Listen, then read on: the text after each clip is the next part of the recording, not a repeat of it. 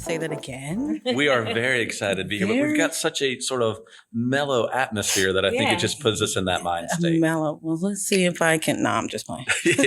So before we get started, can everyone introduce themselves? Sure. I'll go first. I am Chris Frelke. I'm the Director of Parks and Recreation and Community Facilities for the City of Richmond.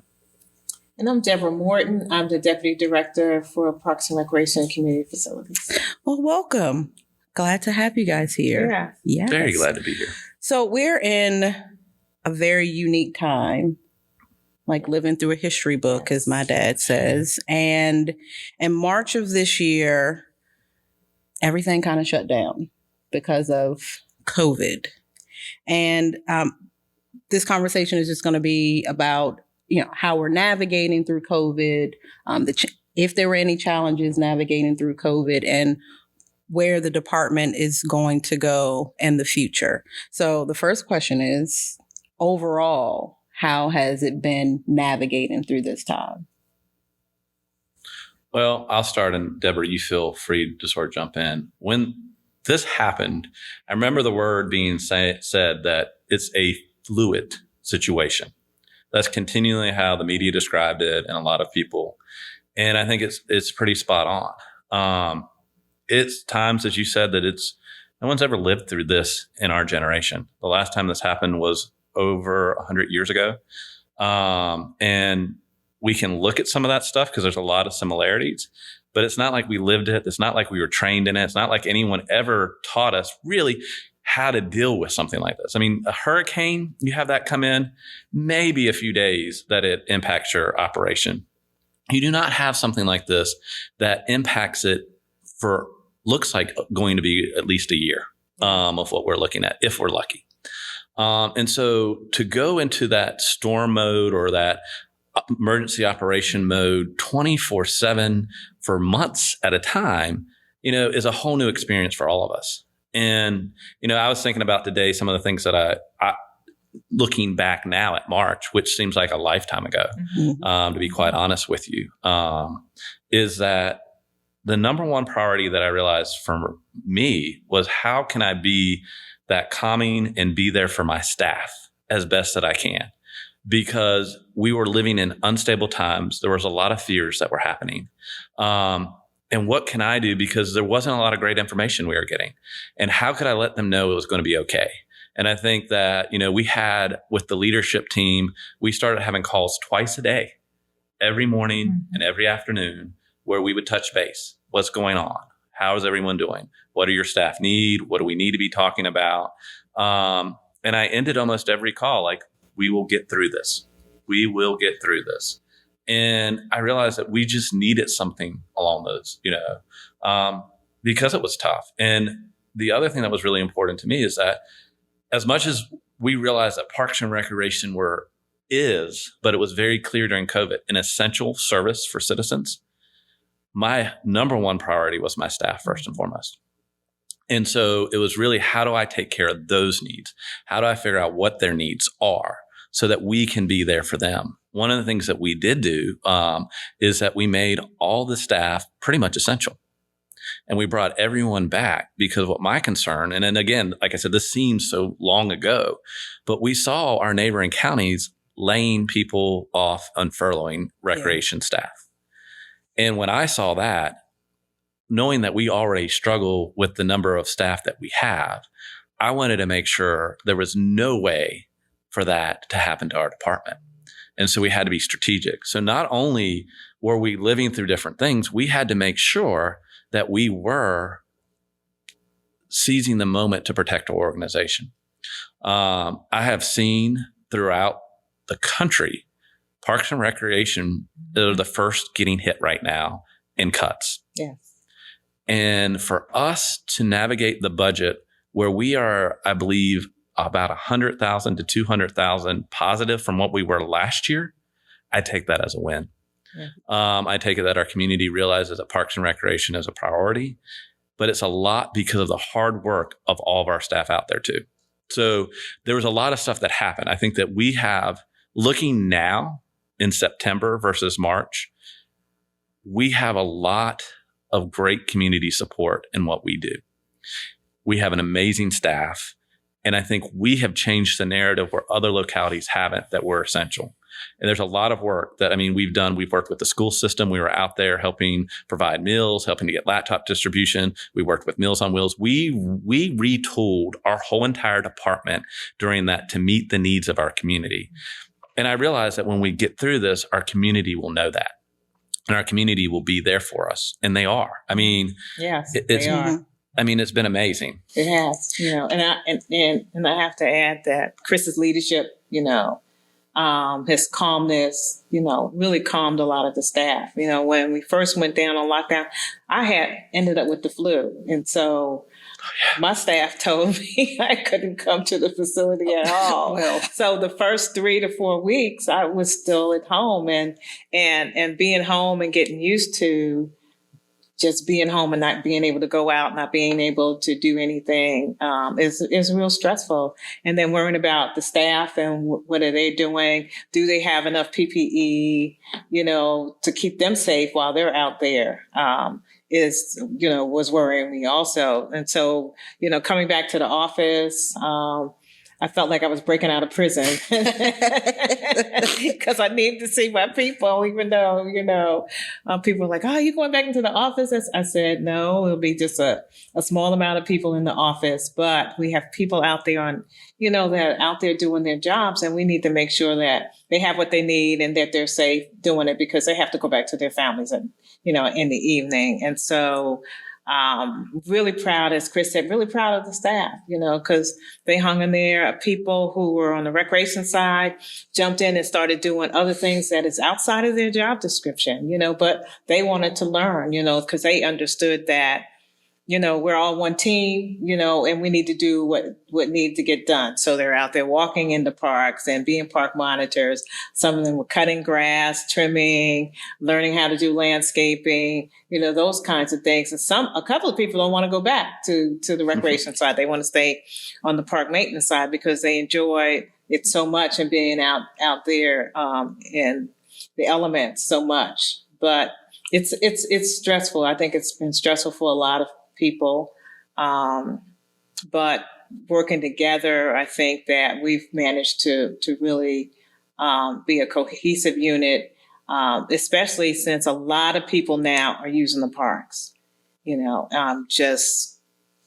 Our numbers are just skyrocketed because that's the only way they're getting their exercise. They're getting some relief, some stress relief is walking, biking, paddling, doing all kinds of things that they can do in our parks. And that's been a relief for people. So the support that we have from not only the mayor, but city council, but in the community at large is we need to fund Parks and Recreation more because they are like the backbone of the community. I was going to say, can I add one more thing real quick? The other beautiful thing that happened, you can see that sort of the chaos created innovation. And we saw a lot of the silos within our departments, at least on the leadership team level, come down. So you would have, Priscilla talking to Bryce and, Michael, like people that hadn't formed a ton of relationships prior to COVID realized, well, Bryce can help me do this and Priscilla can help me do this. And Markia has this skill set. So we started realizing we really became a team. Mm-hmm. And in a lot of ways, we were ahead of the curve. We were one of the first departments to close our doors before others in the country did that. We saw that, we were looking at it, we were paying attention to that. And then the park monitors, we were one of the first in the country to come. Others have copied us, but we were actually setting the example of what we needed to do, what we were doing with PPE. We still do it with the temperature checks in our buildings. All the stuff that we've done is that it was the team has been researching what best practice are. And that's not only stressful, it's exhausting because you're reading everything. And the thing that's tough is that because we're researching as we go, we don't have all the right data to know that, is this the right move or is that the right move? And so what we erred on based on our community is that we needed to be the most cautious as possible. And so if there was an extreme measure that we needed to take, we were going to take it. And we were going to have people working from home, or we were going to have people social distancing, but not, being park monitors and enforcing social distancing, but was always stressed. Your safety is the first most. You don't go into a group of 10 people that aren't social distancing. That's what your phone is. And you call, 911. You're just supposed to watch and monitor. But that was always what we were trying to do, is figure out what can we do, because there wasn't no textbook. And there was no clear, you can look at the different documentation that was sent from our professional societies. You probably had 10, 15 different ways people were responding to it. Right. So there wasn't a clear direction. And so we just had to figure it out. And it made me, as I've said before, and I truly, truly mean this, is that I think we have one of the most amazing dynamic teams in the country.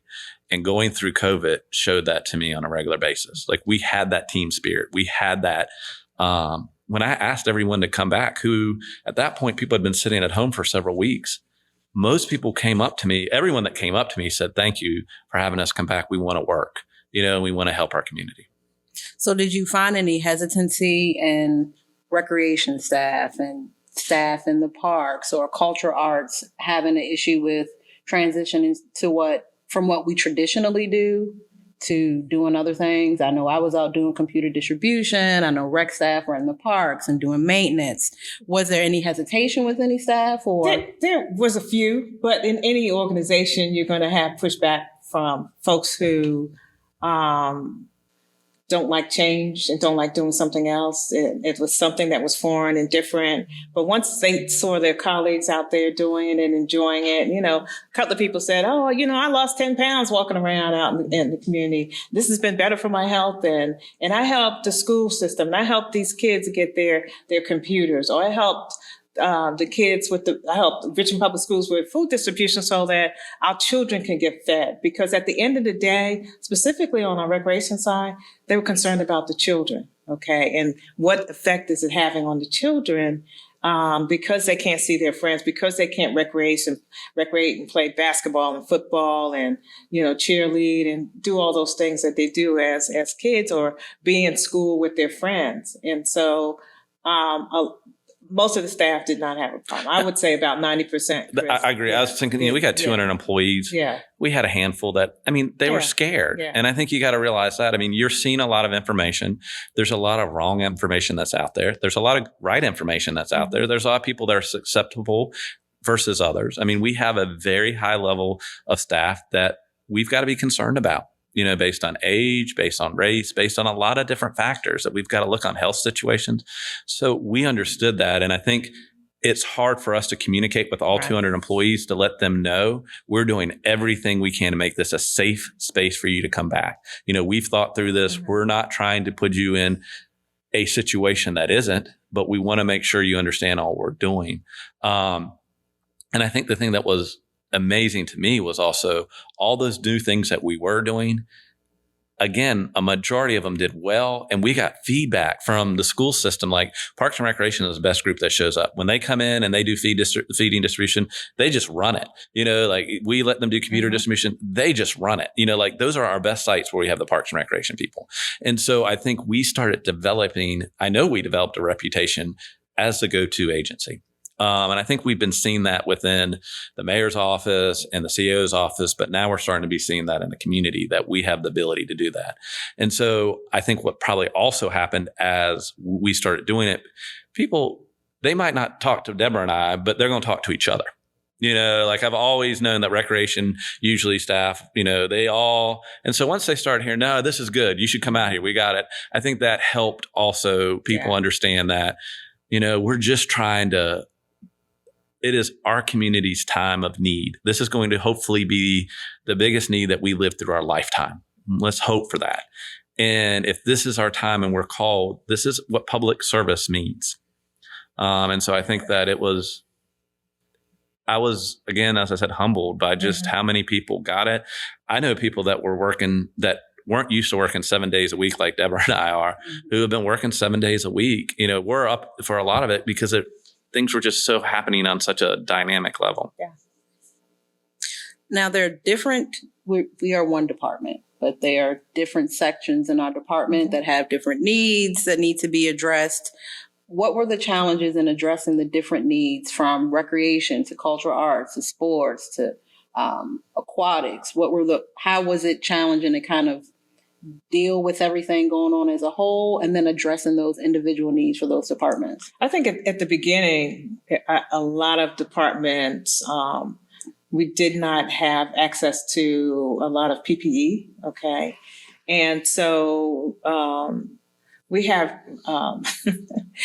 resilient individuals like Glenn, like Jim, who know someone, and we were able to start getting a lot of the mask and the gloves and the hand sanitizers from different places. We had Public Works calling us, utilities, where are you getting your stuff from? And finally, the city was able to find a contractor to get. But at the beginning, we were the ones who had all of the protective gear and stuff that we needed for our employees. So that was challenging at first because it was trickling in, and then all of a sudden, we found some companies that were manufacturing in a pretty fast pace, and so we were able to get that stuff in. But that was a challenge that we at the beginning couldn't overcome, but we finally overcame that particular challenge. Martha started making masks for us. Yes, I have one. Yeah. So, she started doing that. We worked with local distilleries to make hand sanitizer. Like, we start buying that when someone heard it on NPR that they were selling it. And so we knew we needed it. So we bought a ton of it. It did smell strong. That's an understatement. Yes. But I think that the other thing, though, too, Shana, is you're right. It's a good point. Each division was impacted extremely different. You had James River that was seeing the highest usage that they've ever seen on record. Some spots were getting a 75 to, increase of what they've seen ever in that month. So almost double people are coming to your park. So trash, all those staff were already short staffed to begin with. And then they had people who were breaking the law left and right, and they were seeing that. So not only were they trying to do their job, they didn't feel safe in the spaces they were working because people were having, we were supposed to have groups of less than 10. We'd see 25 people partying on the river. Or what do you do in the situation for our poor cemeteries that people are still passing away and they want to have a funeral for their loved one, but the law says you can only have 10 people out there, right? And then you have funeral homes that are telling people, that was a challenge that we did. Well, do what you need to do to the families.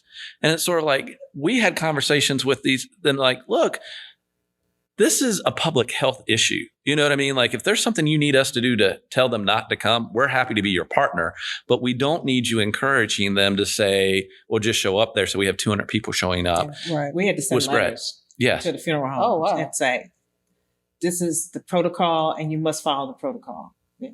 From our attorneys. Yes. That's how serious we had to get. Yeah. So for recreation, in a lot of ways, we hit pause. We've hit pause for a few months, but then we realized, okay, we've got all these staff that really want to do. Let's move them to the areas where we are overwhelmed. And to me, the most amazing thing is when you hear some of the stories, and hopefully you'll hear some of this throughout the podcast when we interview other people, is that we have staff that have lived in Richmond their whole entire life and had never been to Texas Beach. Or down on the river. Yeah. Okay, I've been in Richmond my whole life, and I've never heard of Texas Beach. I've never heard of Texas Beach until just now. No. Okay, now I can go. And you have to, because that was the other thing that they said. They understood why all the college kids came out to Texas Beach now. They got it. And that and that we paired them up with experienced people. So we didn't just say, Shana, you need to go walk on Texas Beach, and this is the route to get there. They paired up with someone else that had been doing it for years, and they got to see the beauty and the wonderful aspects of that. Yeah. And it again brought our team, someone, it was Kim Morgan was one of the many, and Irvin Carter and several would just say, this is I want to come back here now for my recreation. And so that we could start bringing that together, and that now, Giles and Kim Morgan, people created relationships. Yes. And it's a beautiful thing. It is. There is a lot, as hard and as horrible, and I would never want to relive this type of experience. It is wonderful what has evolved in our department in a lot of ways. Yeah. And the other thing that was kind of, it was really stressful for the department was the whole issue around the Confederate Statues. Because the department is responsible for maintaining the statutes, and we have a lot of small ones, big ones, all different types in parks on Monument Avenue, just all over the city. And so when they started coming down, we just got bombarded with our front desk person with all of these calls from people who were not very nice, wanting to know where the city put those statutes and why aren't we, out there protecting the statues, et cetera, et cetera, et cetera. So that was really a stressful time and still is, it's still going on because the issue hasn't been resolved on what's going to happen to those statues. And that's something that City Council is working on right now. But that was, we had somebody come up to our office and, pointing a finger and was harassing, one of our staff,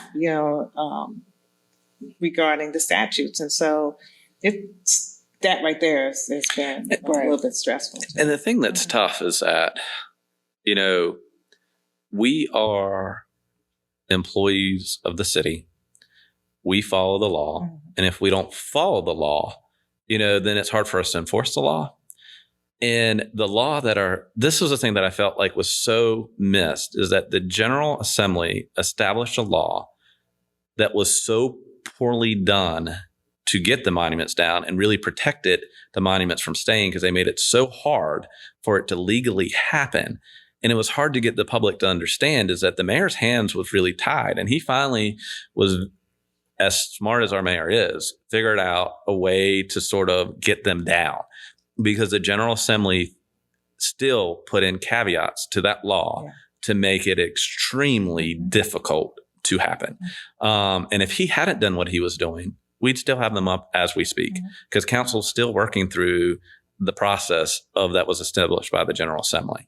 But that is the other piece, is that we were dealing with that and the injustice. The monuments, from day one, and Deborah's heard me say this since I moved here, I've said they need to come down. They are definitely symbols that are not what represent or reflect the Richmond that I know. But in addition to that, it's just the challenge is just how do we get that down? Because the state has definitely made it extremely challenging. How do you feel almost, and to kind of segue into that, how do you feel almost sort of being the middleman between it? We manage the statues. They're somewhere. I don't know where, but they're somewhere. And having people to call and ask questions and be irate if they're anything like the people I see on Facebook, I can imagine. Yeah, I think our staff handle it very well, because you just have to remain calm, and because you don't want to be on Channel 6 or above the fold in the newspaper. And so the only thing you can say to them is don't know where they're stashed, or don't know where they are.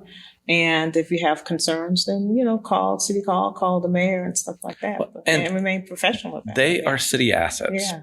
And it is city's council's determination on how we dispose of those assets, or what we do. That was basically how the state law was written. It is city council's major responsibility. So I have technically just said it was easy. Yeah. At that point, we have dealt with a lot of the PR aspect of it, but we were not a lot part of what was all going down. When those came down on that day, when Stonewall Jackson came down, it was news. I was getting texts that they're coming down, like from our staff who was watching it live. I had no idea it was coming down that day or at that time. Do you feel like you should have the department should have been given a heads up that it was coming down to be more prepared for questions? Or I think for our department, to be quite honest, it was probably the best thing that we were not aware, because we weren't getting the same legal advice that the mayor was getting. And so it was just good for us to be out of that piece. So I think I appreciate that the mayor left us out of those conversations. And that, as he said publicly, if he could be the one that solely took responsibility for that, he would be the one that did. And ultimately, that's sort of what he did, was that he took the lead, because he knew there would be, as we're seeing, there's lawsuits that are happening now. There's questions about those pieces. Sometimes how does it says that no good deed goes unpunished? Well, I think sometimes there are some of those challenges. So he really did make a very bold and courageous move. well, the statue conversation is to be continued, as we know here in Richmond.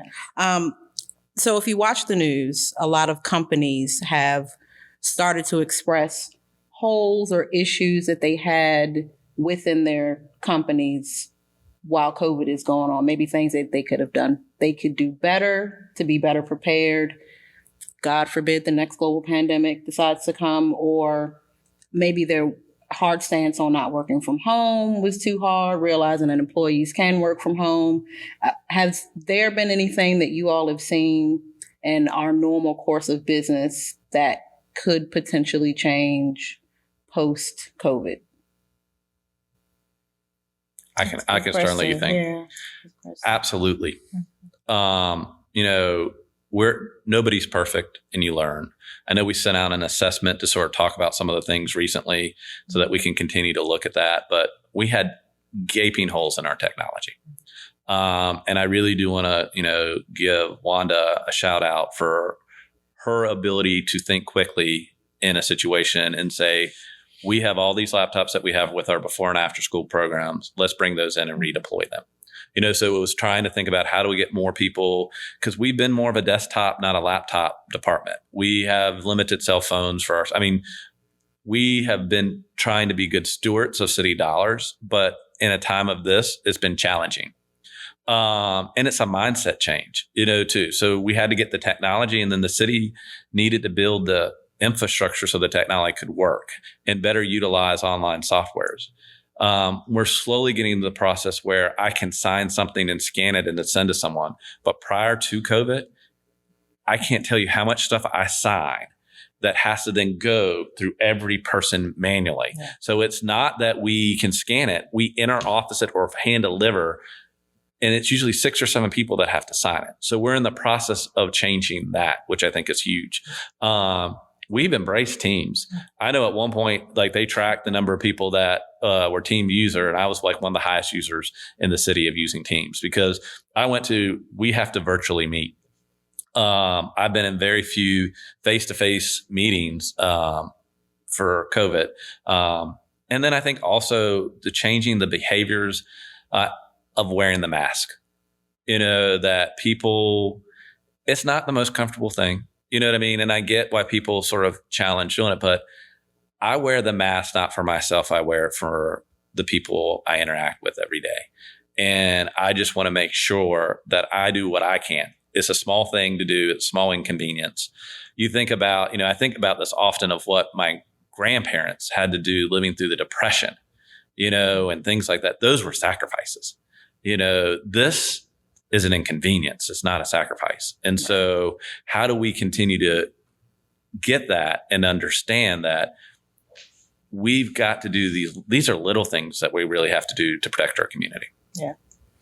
And I'm finding some people work well at home and some people don't. Isaac doesn't like to take, at least, Chris and I decided that, Chris suggested that at least one day a week we work from home. Isaac is not a home work person. And so, which is fine. Some people are and some people aren't. And so, you try to figure out, what works well for each of the staff. Some people need to come in and work, and I can work from home, but I still like to be in the office and talk with staff and stuff like that. Teams is good. People are getting used to Teams. I think our meetings are shorter now. I know that Chris going to the executive staff meeting with the CAO, those meetings were long sometimes, but now they're just short and quick and to the point. Even the council meetings are I'm finding a little bit shorter, and you don't have a lot other ancillary things going on that made the meetings longer. And so so that's been helpful, people getting used to it. And so I think that it's just a way of life. I don't think that a lot of people are going back to the office space. And so you're going to have a glut of empty offices around the city. And so what does the city do? A lot of my favorite restaurants aren't open. They're out of business. And so this is just things that you have to get used to right now. And I think that, we're re-examining everything from how the work from home and different. And, a lot of people, Deborah and myself, but there's others that, we work really 7 days a week. And in order for us to emulate work-life balance, we feel like we need to show that to our staff, and try to figure out a lot of our staff. Right now they're juggling so much. They have their job. They have their kids that are at home in most cases. They're having to deal with different family issues. They have the stress of all that we're living in. Outside of COVID too, we have a lot of unrest that's happening in our community, and we're finally grappling with issues that have existed in our community for 400 years. And it is the time, it's been well over time for us to address a lot of these issues. And unfortunately, as I've said, it took us 400 years to get it. We're not going to get out of it in 40 days, but at least we're talking about it. You know what I mean? And at least I don't think it's going to go away. But that's a lot. That is a lot to see the things that we're seeing and living. It's a lot beyond what we're dealing with. And so you have to understand, we've got to take care of ourselves. We've got to realize that our work is important, but our home life is just as important. And I was listening to a podcast the other day, and it was our former first lady, and she was just saying that leaders and people in roles have to show their staff it's okay to put your family first. Yes. Right. Yeah. And that is something that I think we're trying to even show that, because a lot, I'm really, really bad about working and doing things. And, and I realize that, and and Deborah could say, but I'm really good about trying to encourage my staff, go home, take time off. I do not preach. I do not do what I preach. And so he doesn't. Yeah.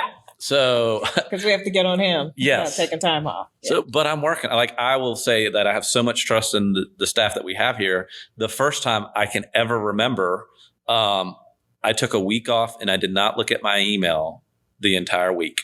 I had 300 emails when I returned, but but it was good. It was it was what I needed. And I think that's the one thing that we've got to learn from these experiences. We've got to figure out how we can be better and stronger.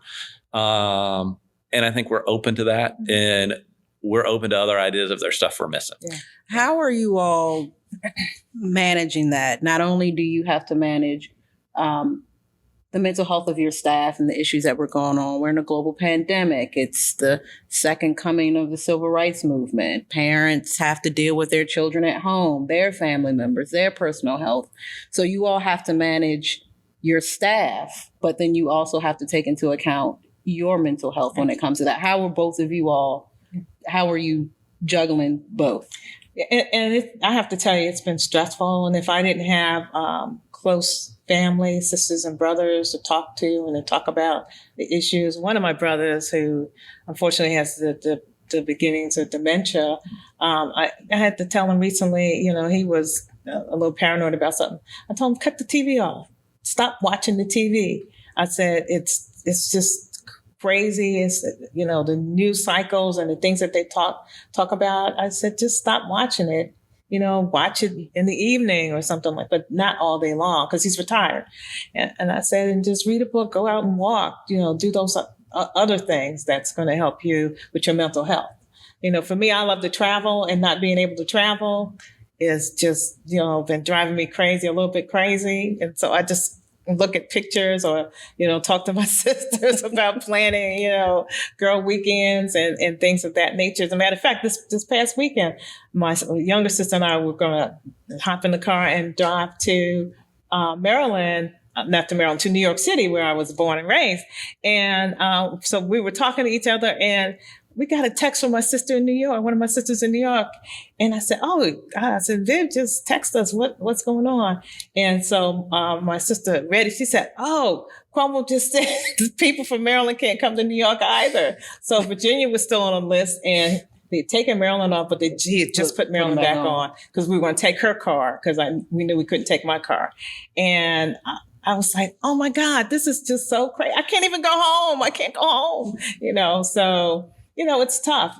People have started traveling and to cities that don't have high COVID numbers and stuff. And so I'm looking at that. But like Chris said, I took a week off. It was a staycation. I went up to Maryland and did some things at home. Next time I take off, I want to see if I can go somewhere, to see some family. But it's been tough. It really has on that one.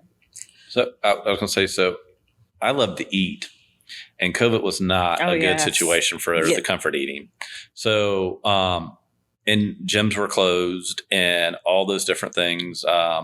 You actually saw I walked a lot during COVID. And I did bump into you a couple of times. Yes. Right. I had to do the same. So I ran into you a couple of times. And I walked, I fostered and now adopted a dog during COVID. And I went and saw almost every one of our parcels of land when, those pieces. And now that things are getting back to normal, I've been swimming. That's probably my lifelong love is to swim. I swim competitively. So it's just something that when I can get in the water and put my earbuds in, that's my happy place. And so I like to be active. And so I've been able to get that back somewhat. And then family and friends have been a lifeline. Mm-hmm. It's interesting that I've connected to friends that have been my friends for so long more during COVID than I did ever before COVID. I have friends from high school that I text every week, just checking in on them, make sure they were in New York. So that was like the worst place you would want to be when COVID. So sort of check. And then